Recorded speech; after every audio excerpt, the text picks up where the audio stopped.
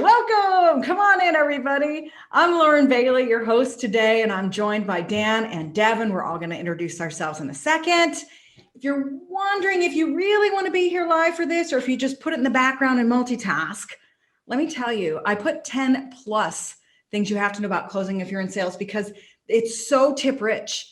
I purposely forced these guys to do a webinar with me. This was not on the calendar. Devin, how many times did I come after you saying you've got to be a part of this? 4, I think. At least, right? I had people on my team handling it too. Once it bubbled up to me, when I was like, okay, this is like on my radar, I knew it was serious. I was like, I know Lauren, so you get a response once I see it. Thank you for that. No, I didn't mean that you were, ignoring me. I did. Devin ignored me. It took 5 tries. He totally Heisman. But I was just so excited about it. Like there's some really cool new research about this that I want my people to know about, my girls clubbers, my friends of Factor 8. And Dan, when I got to know your team at Proposify and saw that research, I thought this is stuff I've never seen before. And in fact, the first thing I thought when I saw your research is, oh my God, that's Gong level research. Did you know you have a category now, Devin? I didn't, but I'm honored to be considered that. I've seen some of their research and it is cool stuff. So I was happy to hang out with Dan also. Right? It's really neat. So I'm basically the reacher here. Have you guys seen that? How I Met Your Mother? This is important. No. In every relationship, there's a reacher and a settler. This is new to me. YouTube it. It's a really good clip. I've got some neat stuff I'm going to share about some of the behavior and psychology and skills around closing. But the real star, honestly, of the show is some of this really cool stuff that you're going to learn from Devin and Dan. So let's have you guys introduce yourselves. Let's meet the experts. Devin, you first.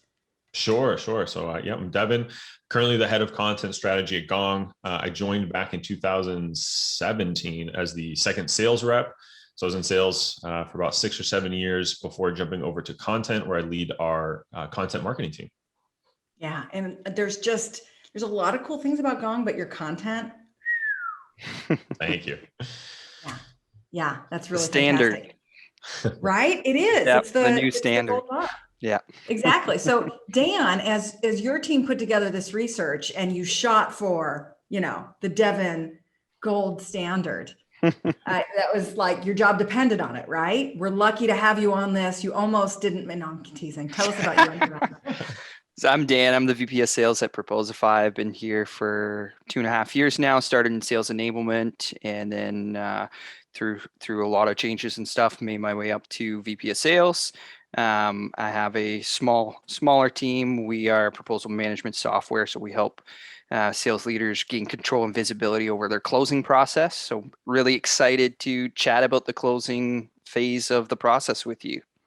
Awesome. Thank you for that. So I met Dan and Proposify through Girls Club, and I was introduced to this whole other world behind this door of closing, right? I've always been following Gong's research on closing, but this idea that once the proposal is sent, it's over. And you guys bust that myth into a million pieces. So I'm really excited to share some of what you're going to teach us. Plus, Dan has a background in both training and sales, which is how I grew up, which makes you a unicorn. And I love myself some unicorns. I've met about 10 in my career. So if we don't know each other already, my name is Lauren Bailey, and I'm the founder of sales and management skill training company, Factor 8, and of course, Girls Club. And our mission is to help more women earn sales leadership positions. So my job in this is to share some of the psychology of selling and some of the behaviors and skills that make a difference out there. So here we go. Why is closing important? Besides the fact it's a number one thing sales leaders ask me for help with at Factor 8, closing skills, right? Why don't deals close? So a little pop quiz we're going to start with first. This is from the sales board. So they are not featured here. I just like the stat. Chat it in, open up your chat box. Let me see your answer. What percentage of sellers don't close? The number one reason sales don't close is that we don't ask for the close. There's a hint. It's a big number. What percentage of sellers don't close? 30, 65, 50, 85, 76, 76, 70, 70, 100% story. That includes you. If that was Come true, on. Dan, your inbound would be going crazy if it was 100%. I know, right? I know. Right? But these are all big numbers, a lot in the 80s that I'm seeing. Fantastic. The real number, dun, dun, dun, 64%. Over Shout out half Jamie. of us. That doesn't surprise you guys, does it? At this time, I'm like, there's always some stat saying things aren't as good as they could be, to be honest. So not too surprised. Yeah, exactly. All right. So if we don't ask for the sale, I love this one. This is a really cool research. What percentage of customers will actually close themselves? Right? And I know I've done it before, where you're waiting for somebody to do you good, but eventually you just have to close yourself. 5% I'm seeing. Hey, Jamie, you have 64 up there. I'm assuming that's the previous answer. Chat it in. Yeah. What percentage of customers will close themselves if you don't ask? 40, 17, 15, $1, says Tyler. 40, 40, 20, 50, 10%. So this is a big deal, y'all, right? We're going to help more sellers ask for the deal. We're going to help leaders and sellers spike some close rates with more creative techniques throughout the entire sales process. So you're going to love this. We're going to jump in and we're all going to get better at this. You're going to love how easy this first tip is from Gong. Devin, you've got the first fact. Go. Lovely. Yeah. So this is one of our most popular posts, actually, which was good. It means there's a question many of us didn't know. So what we wanted to do was figure out, when it comes to booking meetings via cold email, what's the best CTA, right? So we all know, have a good subject line, personalized, why you, why now. And I was good at those things. And then I would always get to the CTA and I'm like, hey, Lauren, do you have 30 minutes this Thursday? I don't know. Is that too forward? Well, what about 4 o'clock on Thursday? And just make it super simple for her. And somewhere in my gut, I was like, it just doesn't quite feel like the right place for this, right? Like I don't even know Lauren yet. I've been stalking her on LinkedIn. I know a lot about her. She knows nothing about me, and I'm going to ask for her time. And so that's why we did this Gong Labs report. So we put CTAs into 3 buckets. The specific CTA, that's do you have time, Thursday at 4 o'clock. So specific date and time. Open-ended was, are you interested in, do you want to book time next week for this? So asking for time, but a little more open-ended.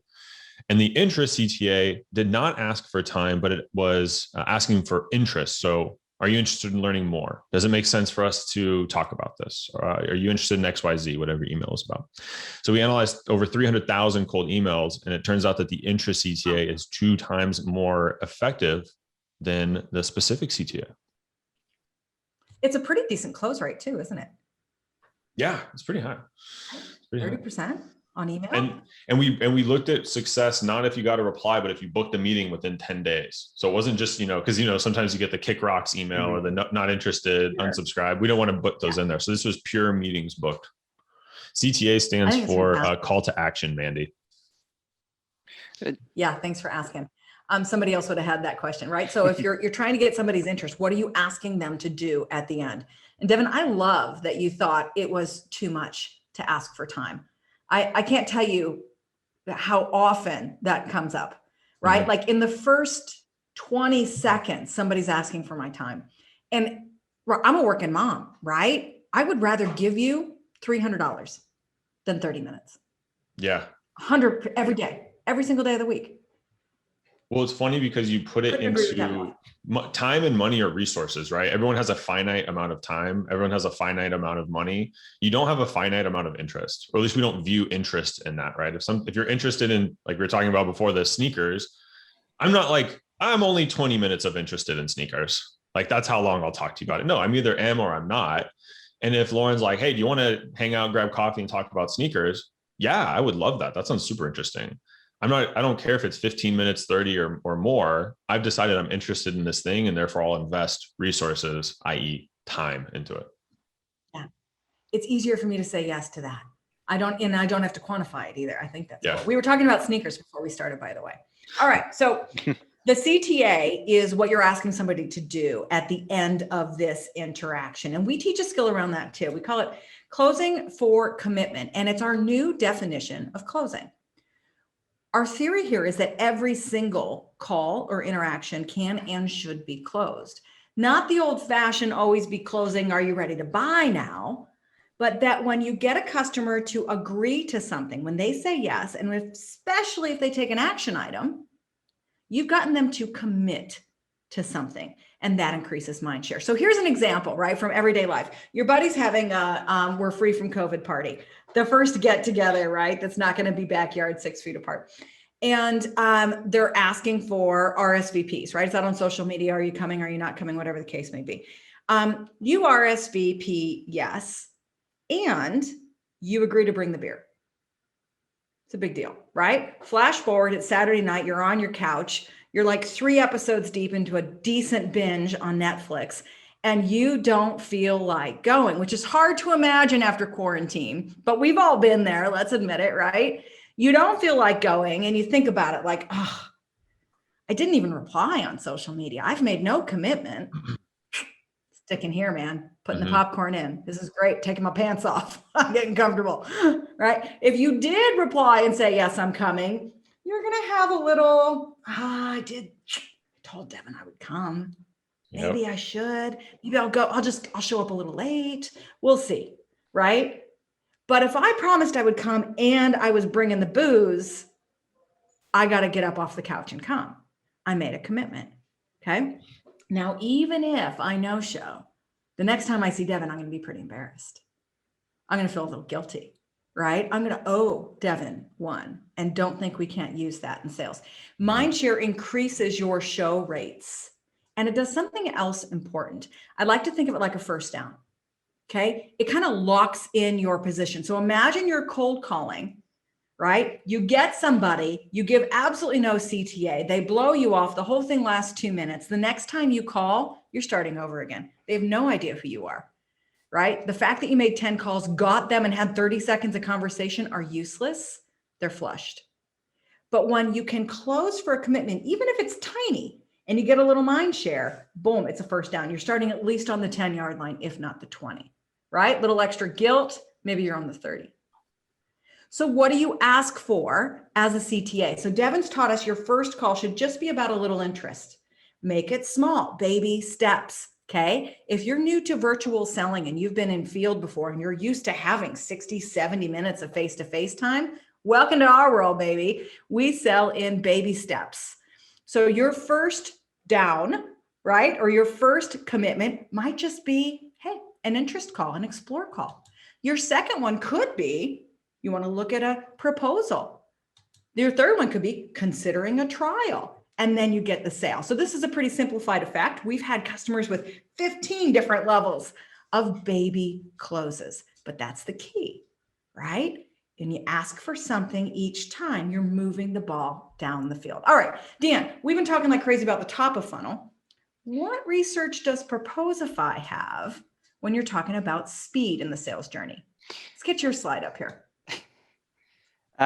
So we found something that was really interesting. So deals got a lot faster through COVID and lockdown, like significantly faster.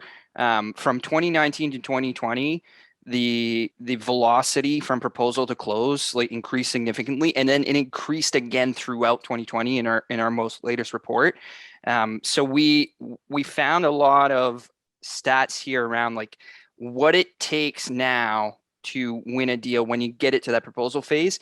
And if you can't run at this speed, your deals are at risk of your competitors putting stuff in front of your prospects faster, which ultimately leads to lower close rates and losing more deals to your competition. Some of the key stats that I want to show here, and I'm not going to go through all of them, but essentially half of the proposal sents are open within 74 minutes.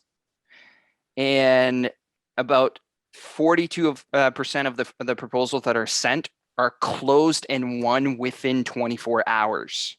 So I know a lot of the times we'll send proposals, we'll wait a couple days, then we'll do a follow-up, wait a couple days, like these kinds of things. If you might set a follow-up meeting for 3 or 4 days later. Reality is like when you have a proposal in front of them, that's the hottest that they'll be. And if you have set up your proposal right, you should be able to win that proposal very, very quickly. And if not, then you have to look at, okay, what else can you do? And how can you jump in to kind of save that deal if it's not moving at that speed? Yeah, I think it's fascinating. Why? Why did things speed up during COVID? Devin, what do you think? Let's get that. We'll see what we think, and then we'll get the real answer from Dan. Complete Do you know the real answer, Dan? speculation. Yeah. And so I know this actually because I host a podcast where we interview sales leaders, so like VPs and above, and getting them, we used to do it in person, but even before the pandemic, getting them to lock into an hour and stay committed to that hour was like, we had a 33% no-show rate or like reschedule rate. Once we moved to the pandemic, anyone I reached out to, I could get on a Zoom call like a week or two later and a 90% hold rate. Like no one really rescheduled. So my anecdote is to say that people are not traveling as much, and it's easier to click Zoom a couple of times and talk to a salesperson than it is to, when you're traveling and maybe doing in-person meetings. I like it. I like that theory. My theory is that we were stuck for so long, right? I mean, everybody's spending closed down for a while last year, and then we got behind. And those of us who survived, thrived. And right, we're growing and it's faster and we need, and we're in a damn hurry now. Dan, what's the real answer? There's a number of different things. One of the things that we saw really was like people are working more, right? Like there's less being interrupted in the office. Like Devin said, it was way easier last year to get an hour on somebody's calendar than it was in the past.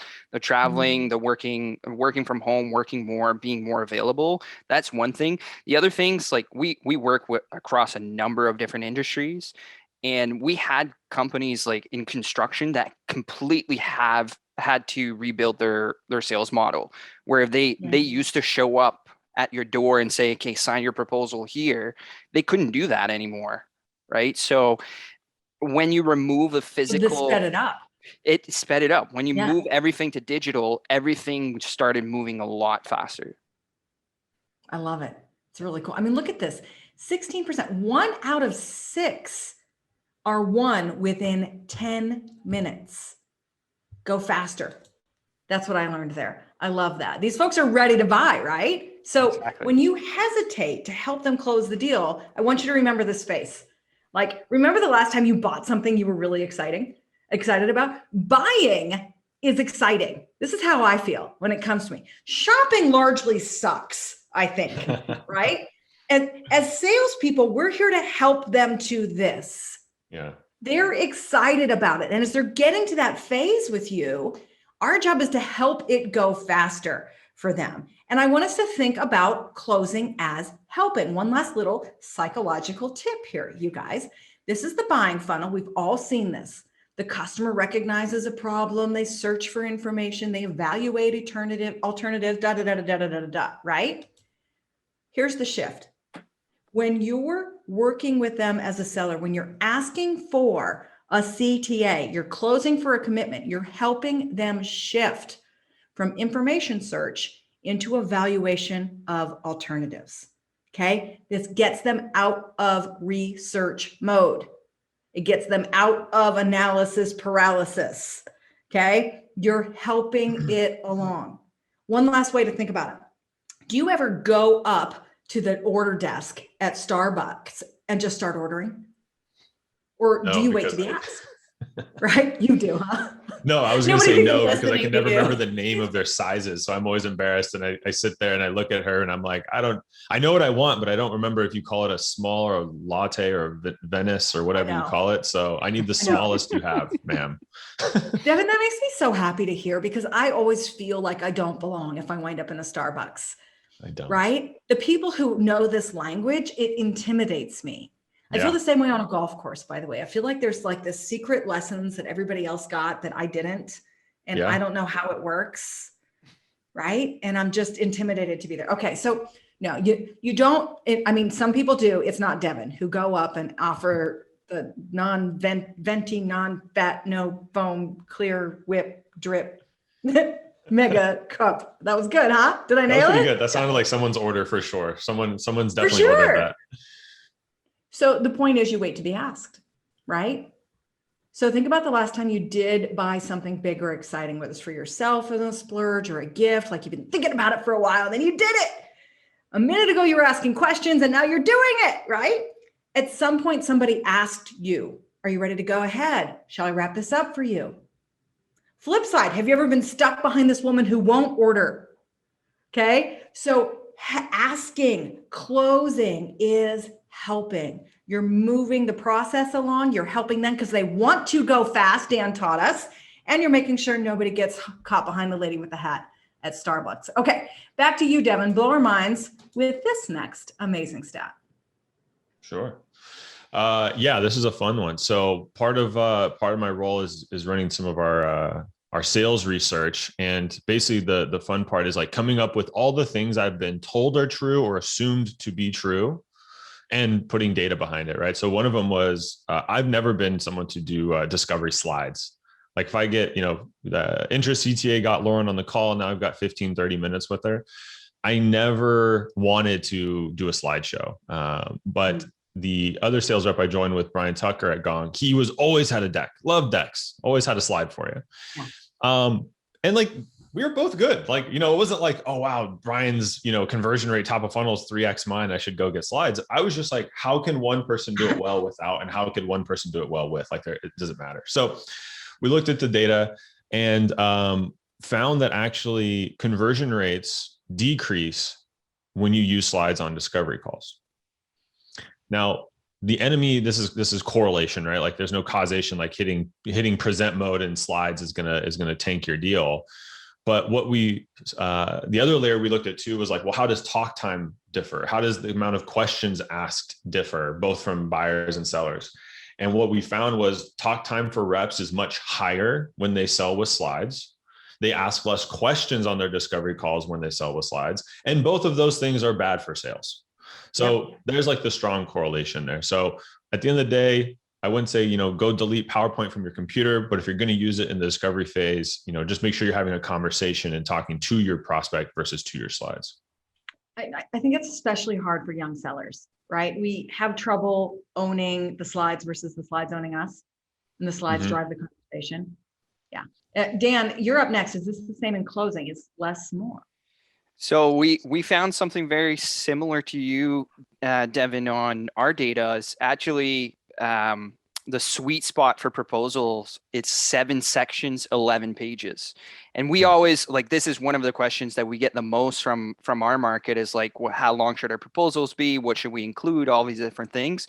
And you'd be surprised at the amount of proposals that we see that are 50, 60, 100 pages sometimes for a 10K ticket item. No way. It doesn't make any sense. Basically, they have 20 different products and they feel that if they show every product, then it'll increase their deal size. It actually decreases their close rates when they do that. So what we found, the sweet spot that you absolutely need in your proposal, and you shouldn't have anything else in your proposals besides this, the 11 pages is kind of like plus or minus 2 depending your deal size, but it's really cover page, some sort of executive summary, what's going to be your approach or your solution, about your company, about your team, or whoever's going to be executing on the deal, the deliverables, so your SOW kind of piece, your pricing, investment order form, and then terms and conditions and sign off. So we actually see a lot of people combine their contracts and proposals together to increase their win rates. So a lot of people don't add that to their proposal, and it's something that you can do to increase your win rates. Yeah, so that's exactly my question, right? So if we're covering some of this earlier, I mean, you've seen my About Us. We've done the dog and pony show. We've done the slides. Why put it in the proposal or the contract at the end? Good question. For most deals that are above a certain deal size, you will sell to a committee and not a single person. Right. So you need your proposal. Point. Your proposal is usually not created for your champion. It's created for the buyer committee. And the champion boss and the rest of the committee. Exactly. You have to make sure that you have all the discovery stuff that you're going to get. I actually like to think of the proposal as like, it's basically the document that summarizes the discovery that you've done. right? Ooh. So it's all of your pains, the impact that you uncover, the solution you put in front of them, the budget you discuss, the deliverables in your SOW, and then the contract terms. If you think about what you need, like whether you use Medic or Sandler or anything else, if you think about all those qualification methodologies and you look at the criteria that's required in order to be confident that you have enough to get that deal closed, your proposal is a summary of all of that. Yeah. And it has to be very clear, and it shouldn't be anything else besides that. Oh, I think that's so good. I want you to say that again. Your proposal is the summary of the discovery that you've done so far. Did I get that right? Exactly. That's fantastic. Devin, what do you think of that? I love the one-liner. That was a good one for sure. I'm curious, Dan, is this, do you have any data on which of these sections get the most focus? Because I've used some like tracking software, and despite all the hard, hours that I put into my proposal, they look at number 2 for like 30 seconds, which is usually kind of like what you said, the recap of why we're here. And then unfortunately 3, 4, 5 get skipped into 6. And then they spend 8 minutes on 6 and then maybe bounce around a little bit. I'm curious if you guys have any data on that or even anecdotal evidence that I'm not alone. Yeah. Like we use Proposify for our own deals, and like we have a lot of the time is spent on number 5, the deliverables, the SOW. Like, what is it that they're actually buying? Because we do like the proposal build and all that stuff for them. So they want to know for sure what's included in there.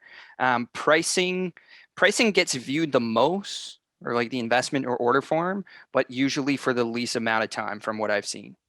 Interesting. Nice. Yeah. Usually the most amount of time is on the SOW or deliverables, or will be on that executive summary if you've done a really good job summarizing, again, your discovery. Oh, that's super helpful. Dan, I'm going to stay with you. I'm going to do a quick speed round. Your top tip to help us close more deals. Dan, you're first. So this is really interesting data. E-signatures will increase your close rate right away. So if you're using it, great. If you're not using it, it's something that you pretty much need to have. Like, it's your paperwork process at this point. So e-signatures increase it. What's really interesting is when you add a counter signature. So for those of you that are only asking your customer to sign, if you add a counter signature, an internal signature, it increases So that. I sign it first, is what you mean. I Yeah. send it over signed. If you send it over signed, it should increase your close rate by 22.5%. That's such an easy thing. Most companies use some form of e-signature at this point, and usually they will send it to the customer and then they will take it back. Somebody internally will sign it. Flipping the order actually increases the close rate by 22.5%. You can do that today for your deals that are expected to close today or tomorrow, and it will be something that's actionable that you can do.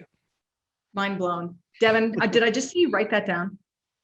No, my wife texted me admittedly, and she's alone with our 8-month-old. So I have to check the phone in case, like, one mom, one baby, and a dog, like sometimes she loses that battle. So I've like checked my phone to come. I mean, I wouldn't be able to help her for 30 more minutes, but it's good to know. All right. We love you a little bit more for that. But in my head, you just texted your wife. Did you know you can increase your close rate? Add the signature box. I think it's really interesting. What my thought is, trying to understand this stuff, is like, it's social proof, right? Like, the first person to sign a blank document has the most anxiety versus seeing someone else's signature on it, even though it's the seller. My thought is like, buying a house, or if your wife has already written it, or your husband, your spouse, someone has already signed it, you're like, well, they already did it. It must be safe, right? And so you're probably more inclined to write your name. So I wonder that's if just that's me the trying to figure out the psychology why behind it, but it's very interesting. It's nice. Yeah. There's also like the idea of like, this is final, right? If we already signed this, it's like you're kind of holding this deal back if you don't sign this. So there's that aspect of it as well. It's like, it's already signed. This is the last iteration. There's no more back and forth going on. We signed this, let's go. Right. Yeah. Well, and we know that 1 out of 6 is sitting there waiting for it. Like, literally it pops up, they open it, and it's a closed deal. I love that. Exactly. All right, Devin, I'm coming to you for a top tip about language, pain game language. Tell us about that. Yeah. This was a fun one. Sometimes we like to just take buckets of top producers and average performers and just kind of tease out differences. And the one that we were looking into was words that sell. So you're curious how the word choice from sellers differ. One of the buckets was pain and gain language. So that's things like challenge, opportunity, and such, in words like that, which the pain and the gain, right? So the pain is like things like challenge or lack of things that are like an insight pain, like there's something, a problem to be had. And then gain was the flip of that coin, which is things like opportunity and things of that nature. So it seems like a small thing and kind of obvious, but when you really are descriptive with the way that you're defining your services or the product that you offer, if you're using pain, that's loss aversion, right? People are more likely to move to avoid losing something than to gain the exact same thing. Which and is the a alternative psychological is if you can fact, by the way, right? Yeah, Like that's a just pause fact. there for Yeah. 1 second. If you're looking for Yeah. what motivates people, the number one motivator is avoiding a disaster. Mhm. The number It's even two like is money. then getting Someone, something good. yeah, like people will do more to avoid losing $20 in their bank account than they would to add $20 to their bank account. Yes, fact. And so that's what this kind of reflects, right? Like is digging into the pain and acknowledging there's a challenge, and then alternatively providing the solution, which is the gain, right? So here's the problem, here's what you can do about it. It's the kind of perfect 1-2 combo, right? Because if you deliver a good pain, statement, right? Something here's, you're like, for example, the other way to flip what Dan showed is, your win rates are dropping 22.5% if you don't have e-signature available.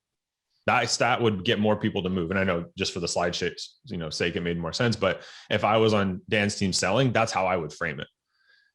Because now I'm thinking I'm losing deals instead of just gaining deals. So it's that sort of thought process. So Devin, this is about not just talking about current state, desired state. This is about using actual terminology that's showing pain or loss. Yeah, exactly. Or the flip side of that. Mm-hmm. Nice. And does it have to be both, or can it be one or the other? We put it in the same bucket for this one.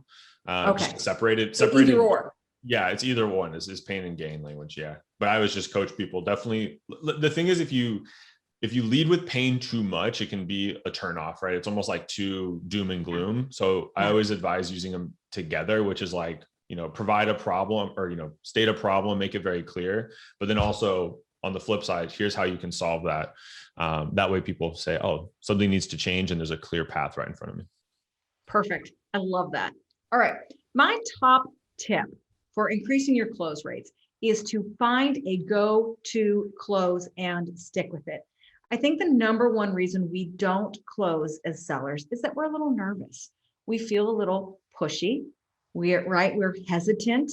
We don't want to piss people off. We've tried to prove to you that your prospects are in a hurry. They are eager to buy and they need your help to close. So I'm about to run you through 20 possible proven closing questions or statements. Your job is to pick your very favorite at the end. Dan and Devin, I'm going to ask you as well.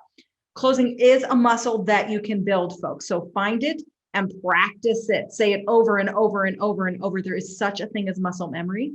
I promise you, if you find when you say it 30 times before you go to bed this week, it will pop out of your mouth so much faster in crunch time, okay? If you don't have one of these, you either skip it or you say something embarrassing. And I will tell you, I've done this myself. I had a really tough client just, I want to say 3 months ago.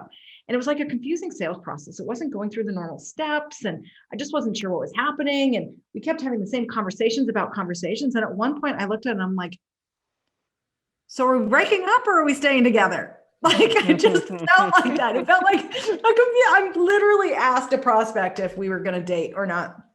It got a laugh and we did wind up dating, but had I had my go-to close ready, would have been slightly less embarrassing. So lots of closes out there. We like these at Factor 8 because they are still respectful and professional, okay? The question close. So did we solve the problem? Did we meet the need? Are we ready to move forward? This is low confront, easy to go, easy to work, only works if you shut your trap afterwards. The assumptive close. All right, so we'll get this all nailed down and we can get started next week. You can combine an assumption with a question. All right, so what's the next step in the procurement process? I'm assuming we're moving forward. Or, hey, when did you want to take delivery? When do we need this turned on? All right, the which pitch has some really good research behind it, right? When you bring choices to your proposal and you build it into the sales process, right? In fact, pricing research tells us that if you give them 3, they'll always go for the one in the middle, right? But when you give people a choice, it increases close rates. Do you want to buy this? You get about a 10% close yourself. Do you want to buy this or this? You go up about 30%. And you guys probably have even better research than I do on this. Does anybody know different numbers off the top of their head? I was just reading about this. I don't have the numbers. I just have an anecdote, which is a similar thing, which was when restaurants want to increase their average ticket price, or, their average bill, they'll actually take something and they'll boost the price. So like they'll add a lamb chop for $80 because no one ever buys the most expensive thing on the menu. They know this, like Right. no one ever does. And then they'll take their, sirloin steak and they'll put it at $72 and, from 50. And so Dan comes in, he goes, I'm celebrating with the team, but like $80 for a lamb chop, that's a little expensive, but sirloin 72, that's reasonable. I'll do that. And so they'll see more people pick that second highest option. You better Which believe it. increases And their then it's ASP. easier to ask too. It's like, hey, so which one's a better fit for you? Yeah. Right? Is option A or option B better? So Which we one actually matches have, your budget? oops, sorry. No, go ahead. We actually have some data on this. If you have interactive pricing in your proposals, meaning that you can change quantities, select add-ons, all that stuff, it increases your close rate by 12.6%. So this confirms what you are saying, not just in the sales cycle giving choices, but also the same thing in your proposals, having 1 or 2 choices at the final stage actually increases your close rate as well. And do they just select that? Is that like a, check the box for the choice that you want in a final proposal? Exactly. Like we'll do that with our own proposals. We'll say like, hey, here's the amount of licenses that we discussed. If you want to add more licenses, click here and toggle how many licenses you want. If you want to add another template build, click here, toggle how many you want, all that stuff. So that increases the close rates. And if you're, once in a while, it actually increases the deal size too. I know we've had that in the past where it's like we priced it at 10K and all of a sudden it comes back at 12K and we're like, cool, this deal is bigger. And it was an easy upsell at the point of the signature. So once again, here's that psychology behind it, right? Mm-hmm. It's not, do I want to buy the Proposify software, or which of these in the Proposify software do I want to buy? And that makes all the difference, right? We've cleared the hurdle. It's not a buying decision. It's evaluating the alternatives. I love that. Really good. All right. The which pitch. And then there's 2 more. The timeline I like a lot as well, especially when you can use your customers' words here, right? You said you needed something in place by the end of next month, right? Right. Or you're saying, listen, ideally, you said you'd like this to happen by September. That means working backwards, we need to have something in place, right? We need signatures by July 15th. Okay, if we get started today, we can be live by your deadline next week. So that one's some timeline and some assumptives, see how they combine. All right, the last one is where we're going to do some add-ons. Now, add-ons are best when it feels like a value add, right? It can seem a little pushy or desperate if it's not the right situation, but there are times where you need it. Like when somebody's really dragging their feet, I come into the add-on, right? Hey, if we do sign by Friday, I guarantee we can throw in the blank. I can add the 5 more licenses. I can pull in the live training, whatever that may be that you need. So the add-on is kind of a last effort there. All right, lots of different options. What's your go-to close, Dan? So what I like to do after the demo is like summarize, like, did we confirm the fit? So I'll be like, hey, this is what you said we could do. Showed you this. Did we get it right? And then it's the question close. Yeah. And then right after that, if they say yes, then it's okay. Are you ready to get started? And we do that right after the demo. I train my team to like say that specific line. Are you ready to get started? Because if they are, then it makes it really easy. If they aren't, it opens up the decision process, procurement process conversations, and it still opens up more discovery for you. And off you go. I love it. Do you have them practice it so they say it every single time? Exactly. At the end of every demo. All right. Devin, I think you're probably going to surprise me with your answer. I don't know, but I'm going to mix up two of what you folks said. So one was the same thing, confirming a fit. I do what Chris Voss said, which is labeling, because I want them to tell me, but I don't want to ask necessarily. So I add the way I do it is a context plus label. So, Lauren, when we set out on this demo, we wanted to make sure your BDRs would have better coaching and your forecasting would increase. It seems like we've checked those boxes. And you just be quiet. And Lauren, you will fill that gap. Yeah, you will fill that void because no one likes silence. Yeah. And they'll say, you yeah. were setting out to solve this and solve that, or avoid this and solve that. Yep. And then what'd you ask? It seems like we've checked all those boxes. It seems like we've checked all those. Oh, I really like that. Nice. Because you'll get corrected. Good. If there's anything missing, they'll say, yeah, but, and then they'll add something. Or they'll say, yeah, absolutely. And then I'll still confirm with like the reverse, which is like, is there anything missing at this point? Yeah. And then people will kind of rack their brain for a second. Okay, cool. So yeah, if you kind of tell, I kind of like try to reverse questions to get some sort of answer out of them versus like, hey, any questions? Or is everything good here? People are just going to nod because it's the easy thing to say at the time. I never ask that question. In fact, it's a facilitation tip. If you just switch it to what questions do you have now? Exactly. Versus any questions, you'll get 10 times more the participation. And as sellers, you want that, right? I mean, objections are roadmaps to the close. So you need to welcome that interaction. The silent head nod, that's where you're going to start losing people. So I really love that. Thank you for sharing. All right, here we go. One more awesome insight, round robin from everybody. Then we're going to get some questions. I do see I've got a couple attendees, Lisa and Cullen, with your hands up. So type your questions in. I will go to the Q&A when we're done with this last round of tips. Here we go. Devin, you're first. More emails equals more deals. Tell me. Yes, absolutely. So this is some research we found. We were looking for signals of winning deals. And so we looked at activity. Now, the caveat is sales activity is outbound sales motion. So it's Devin calling Dan to sell to him or emailing Dan. But what you really need is actually engagement. So sales engagement is when it's reciprocated. Yes. And so email velocity is what we found, which is not just how many emails is the seller sending, but how many emails are exchanged back and forth. And so on average, what we saw was winning deals have about 8 emails exchanged back and forth on average per week versus losing deals have just shy of 2. And so wait, that was per week, not total? Correct. Per week. This is a weekly email velocity is a weekly metric. Yeah. And so this is kind of just like your general deal health, right? So if you can see a roll up of, individual pipeline or your entire forecast, you're going to be able to see like a heat map, right? Like 8 things towards 8, things are moving along. Some communications are happening. If Dan looks at his pipeline, he's got a deal that swears it's going to come in 2 days, but there's been, 2 emails or 1 email sent back, per week. That's a pretty low likelihood. Like, it's kind of that gut check we all know.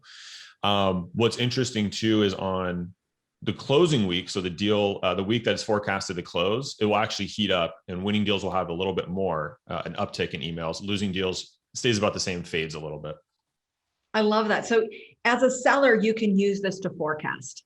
Okay. I know that as I've managed teams of salespeople, like hope is very much a strategy that is alive and well in sales forecasting. And there's nothing that will help you stand out faster and better to management than an accurate forecast. Okay. And so you can use this tip to take a look and see. Just because you had a great conversation doesn't mean it's going to close. I love that. All right. So let's talk about velocity on your side. Dan. Yeah, so kind of almost the opposite of more emails equals more deals. It's more views equals less deals. So up until the proposal, good. At the proposal, bad.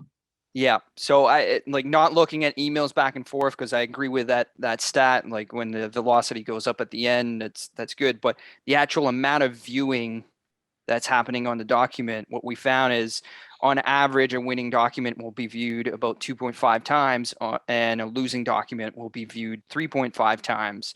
So what this shows and what we found is when people are looking at it and you're not expecting them to go look at it as much. So either they're forwarding around to a committee that you didn't know needed to get forwarded around, or they're just continuously opening up and looking in very specific sections.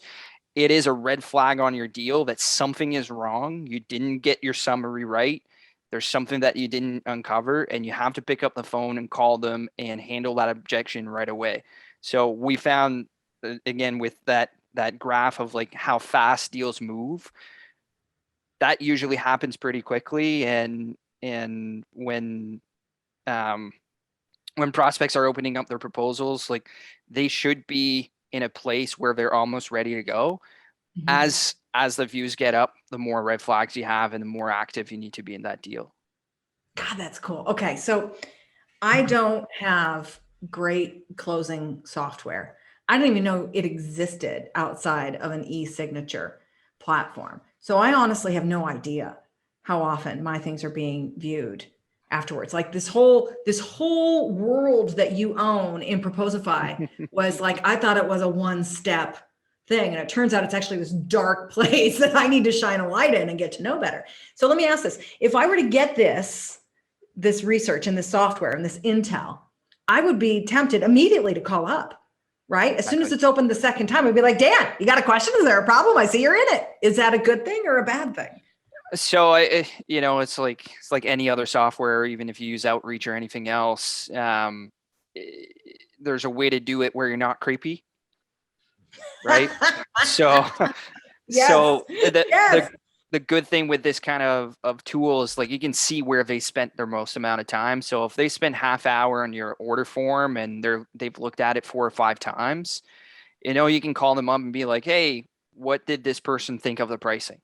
And use the presumptive questions, like making sure those conversations happened and there isn't an objection that they are trying to handle internally that you're not aware about. Yeah. Yeah. All right, cool. Don't be creepy. I love that. I love Outreach too, by the way. Big fan. I love it. Devin, do you want to add anything here? I think Dan said it well. If you're ever like, I have this information, but I don't want to be creepy, play dumb. It works really well for me because it comes naturally. But I'll just call and just like, hey, like wanted to see if you had any questions on the proposal, knowing they've looked at, one section a bunch of Right. times. And if they say And no, I'll then be like, okay, they're cool. instantly Hey, they're like, oh, how funny. I'm in it right now. yeah, but that will happen. And I'll just be like, wow, serendipitous, crazy. And then just get into it. Shocking. This is The my other one is shock. just like you can ask like you dance like if the order form's been viewed a bunch. If someone says no, I don't have questions, you should be like, oh, some people get kind of confused with the order form and the way it's laid out can be a little counterintuitive. So like, was there any specific questions you had on the order form? Oh yeah, And actually there now was you this don't have to one feel thing. silly about having a question. It's Yeah. not a stupid question. I love that. Really good. All right. So I want to talk a little bit about the psychological aspect of your research, Devin, that email frequency. Mhm. Every time your prospect sees your name, your email, your voice, your face, the more familiar you are. And familiarity builds likability and trust. So I want to dig into trust for a minute. This is research I've been doing recently, and I just think it's fascinating. So this is a dumbed down version of the trust scale. Okay. At the bottom is a specific distrust, right? I distrust Devin because I had an experience with Devin, right? It is specific and it's really hard to overcome. Mistrust is a general lack of that trust, right? This is where your car salesmen are, right? This is where, in general, we fight as salespeople here. The most recent HubSpot stat says 3% of folks trust salespeople. So, what we have to realize as sellers is that we are, as lovely as we are, we're going in at the bottom of this scale at the beginning of the sales process. Is that fair, you guys? Right? Let's hope it's not a distrust and they had a bad experience with me or my company. It's a general disease with sellers. So the more we can do to build that trust and move higher faster, the smarter it is. So if you have a really, really great first call and you've built rapport, what you're aiming for is that I'm in consideration. Huh, sure. I mean, you're a sales guy, Dan, but you're not bad. Right? When you get more and more contact with somebody, you're moving up the scale, and your goal is that trust to unconditional trust. That's when you have a longer term business relationship. But really, conditional trust is the goal for those first calls. More contact equals more chances to build that trust. And here's why that's important. This is an interesting poll from CBS. I'm going to ask you to chat this in again. My last chat. What percent of people you don't know do you think are trustworthy? And then what percent of people that you know, the people you know, what percentage of them are trustworthy? Devin, I'm going to ask for your answers. The people you don't know, how many of those could you trust? I'm like the worst person to ask because I'm like, I don't believe in unconditional trust. But I have You got to to earn it. I do think trust is earned a lot. Yeah. Man, for me, I would say for folks I don't know who I think are trustworthy, I'm like in that 10%. I'm like most people I'm not trusting. People that I know that are trustworthy, I'm like 70%. Okay. How about you, Dan? Are you a nicer guy than Devin? I'm the exact opposite. I trust almost everyone unless they prove me that I Right at the should. bat. So like 90% of people you don't even know you trust. I trust that people are good in general. The bulk of people are good in general, and I should trust them unless they show me a reason not to. So I would say that 70 to 90%. Yeah. And the people that I do know, I would say probably closer to 50%. Whoa, wait a minute. Who are you hanging out with? There could be a cultural thing because Dan's from Canada and I'm from San Francisco. So I think those culture Maybe. we might be less All right, trusted. so I think somewhat too, right? So I'm from the Midwest. I'm from Iowa. My husband's from Orange County. So I would go to bed every night without locking anything that I have, right? And my husband just recently put in double locks, security cameras, an entire alarm system, and he just thinks it's fantastic. So again, there's a little bit of culture difference. So I'm loving seeing the numbers coming through on chat. The answer, oh, it doesn't even tell you the answer. You're never going to know. 30% is answer number one. If I don't know them, only 30% are trustworthy. If I do know them, 70% are trustworthy. That's hard to say, trustworthy. So it happens through more contact and finding common ground. So this is important. I used to never believe too much in that rapport building stuff, but guess what? It's pretty darn critical. Yes, people buy from people they like. All right. This is called the similarity attraction effect. It was published ages ago by Theodore Newcomb, and it's been republished everywhere. We trust people we perceive as similar to us. We like people we perceive as similar to us. This is why diversity needs extra pushes in the world, because we are honestly, psychologically, immediately, automatically attracted to people like us. There are lots and lots of great rapport building techniques out there to help us find common ground. So we will be more trusted, more liked, and therefore bought from more often. But here's a quick one. And then I know the guys are going to have one to share with you as well. Okay. One of the fastest and easiest things you can do, I know it's crazy, but it's a smile. There's another study called the emotional contagion effect, which means if you're positive, they'll catch it. Okay. If you're likable, they'll catch it. If you're happy, they'll catch it.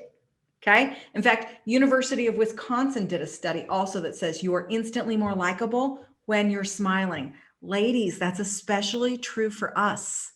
Sorry to say, they like us less when they think we're bitchy.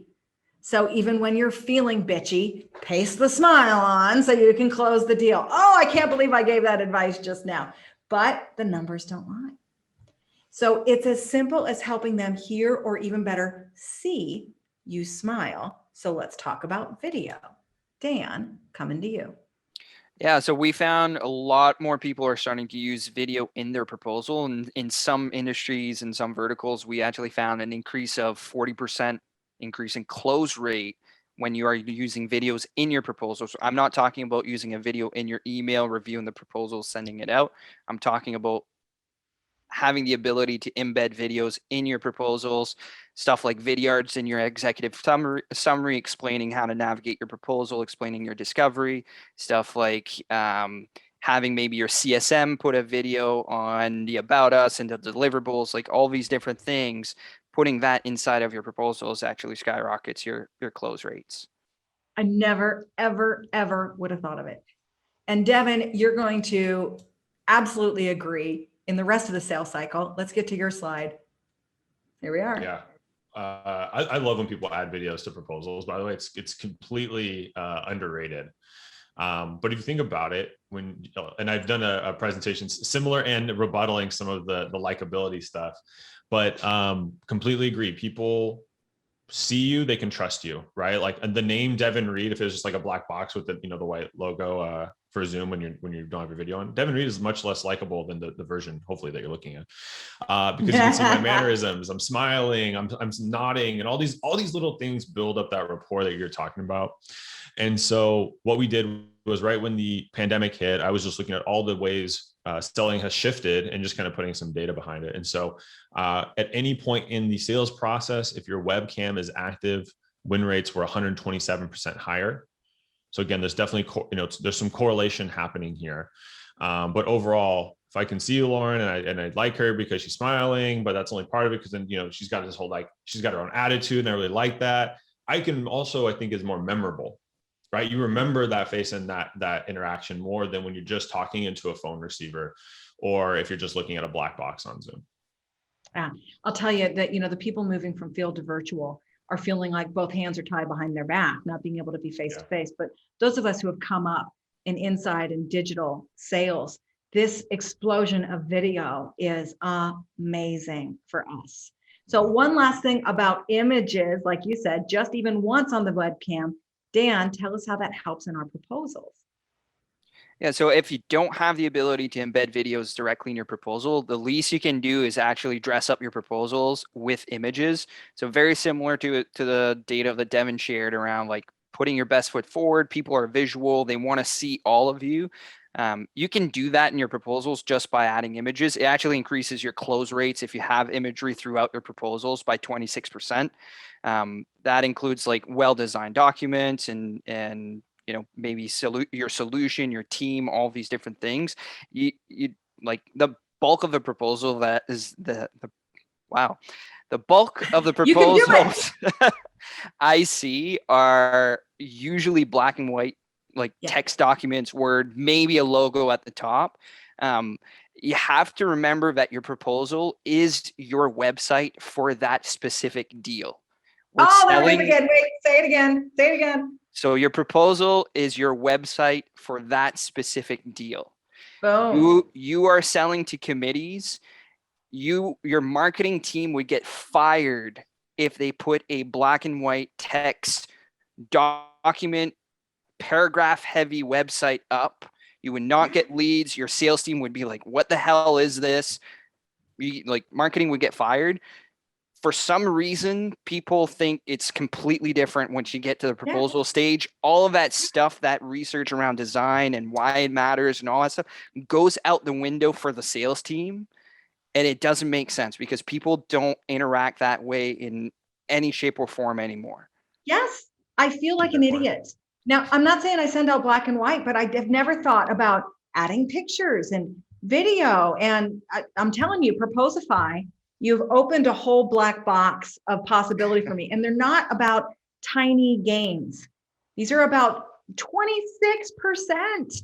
That's massive. I'm telling you, Gong level research.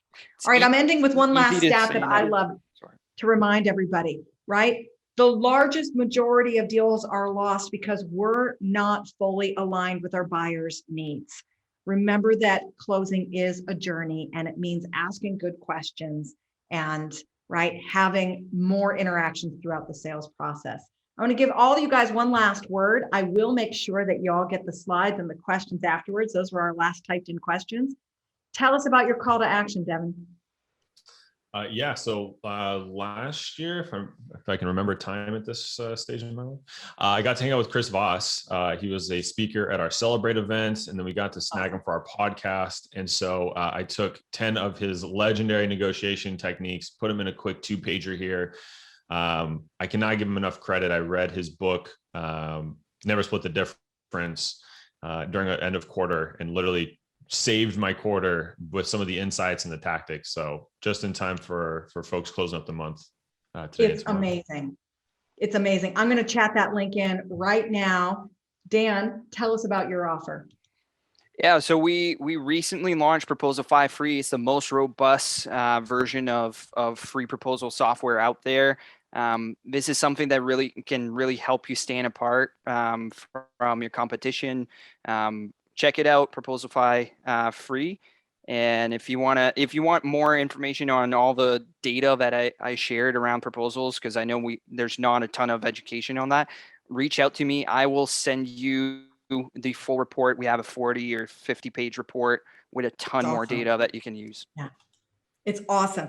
That link is also in chat. I'm sending this webinar and that link to my CRO because I know there's things that we can improve.